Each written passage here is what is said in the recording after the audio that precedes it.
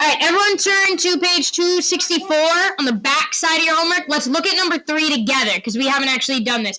Everyone needs a protractor, so if you don't have one yet, go grab one. There's 2 bags. You can grab a little one or a big one. It doesn't matter. They work the same way. Okay?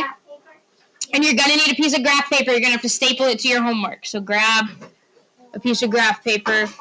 Grab a protractor. We're going to do this one together, so I suggest you do it with me. It's a free answer, basically. So if you don't have a protractor and a piece of graph paper, go grab them. Jackson, you have a protractor, piece of graph paper? Let's go. Why aren't we moving? Evelyn, you have protractor, graph paper? You need a protractor, Evelyn. Do you have a protractor? You have to have a protractor for this. It's not going to work. Lauren, you have a protractor. Charlotte, you got a protractor. All right. Protractor, graph paper. I need a stack for my pencil. Okay, so we are drawing an angle with a measure of 105. Okay, so the first thing, go ahead, Vincent, quick. So the first thing we want to do is we want to start with our middle angle. Now, graph paper's nice because it has lines for us, so it's really easy for us to get started. I'm just going to pick a point, let me make sure this is somewhat centered. I'm going to pick a point right here, like in between where these, where a bunch of lines come together, and I'm going to draw a little point right there. Okay? It's all right. Okay? Everyone got their point drawn? Make sure you leave room above your point, because we're going to be drawing an angle, so don't, draw it right at the top of your paper. Can I write it like in the middle? Yeah, that's perfect. Yeah, that's perfect. Well, you might want to move to the middle of your paper. Is this good? Yeah, that'll work. I need Good, my good. Got your point, Jackson. Okay. Okay, then you can choose which side you want to draw your bottom ray to. If you want to draw it to the right or the left, you can follow that straight line. If you trust yourself to follow the straight line on the paper, you can. Otherwise, your protractor can also be used as a little bit of a ruler to keep your line straight. I'm going to go to the right here. I want to go this way. And I'm going to draw my ray. So this is my bottom line right here. Okay? This is the easiest part, is getting it set up. So you just need your bottom line drawn. Oh. Okay. That bottom line. Is this good or too small? Is this good or Okay, so draw your bottom line. Good, good. Got our bottom lines. Kinsey's already working ahead of me. That's fine. She knows what she's doing. Okay. We got our bottom lines. Good. Okay, now this is where the protractor comes into play. Now, if you have a big protractor, you might notice, if you have a big protractor, you might notice you have this little hole right here. Does everyone see that little hole? If you have a big protractor, you are going to want to line that hole up over your dot and make sure your arrow is on this 0 line here. Does that make sense? No. Okay? So you put your dot, your vertex, in this circle, in this hole. Okay?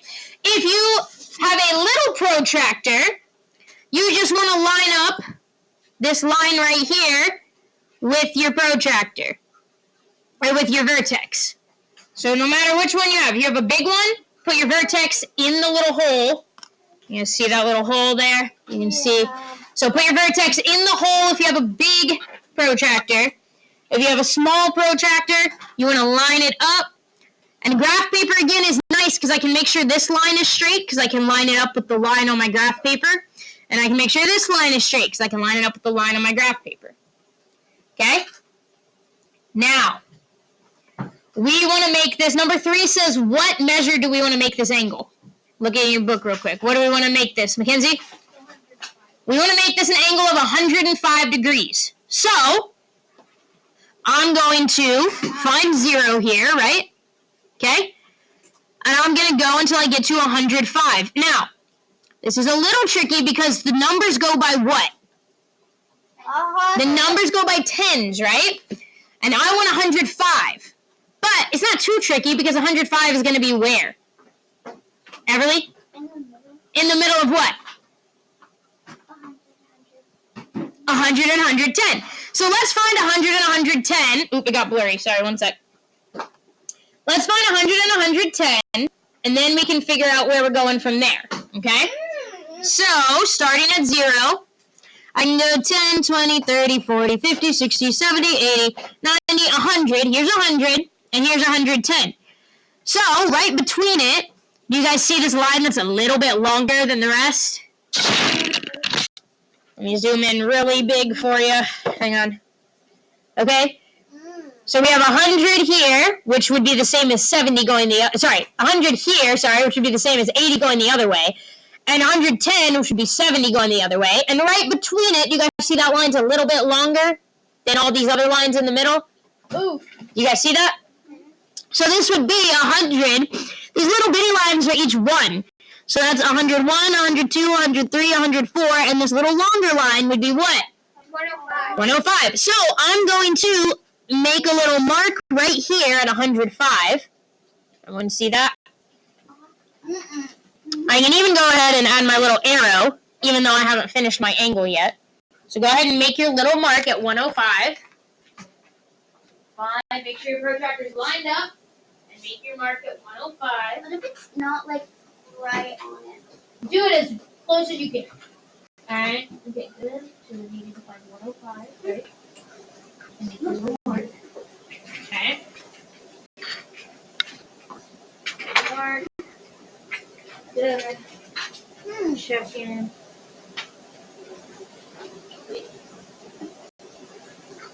You need to start at this 0. You need to find 105 over here. Alright? We're on the inside measure, right? We're starting with 0 here. Yeah? If we start with 0 here, you went to 70 and 80. You did 100 and 110 on the outside scale. We're on the inside scale. Because our 0 starts right here, right? Because our line is this way. So find 105 on the inside scale. Okay? Make sure you're on the right scale. Good, Vincent. Except you're right at 100. Make sure you do 105 right here. No, sorry. Is your thing, did it move? Is that for this right? Okay, make sure you do your line right here. Okay? And yes. Okay? Now, You never checked mine. I did. Finished? Just because you didn't hear me doesn't mean I didn't. Okay, then I'm going to move my protractor, and now I have something that looks like this. It's a little funky. You can see my line isn't quite finished here, yeah? But now all I have to do is finish it. So again, I can use my protractor as a bit of a ruler to help me get that straight edge, yeah? So I'm going to line up my vertex and the mark I made, right? And now I can finish my angle.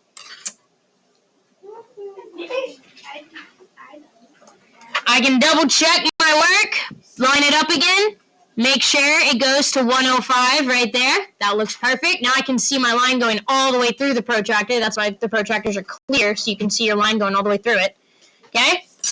And if I did it correctly, I draw my little curve here, and I label it as 105 degrees. And that is my angle. All right? Keep that paper. Make sure you staple it to your homework for number 3.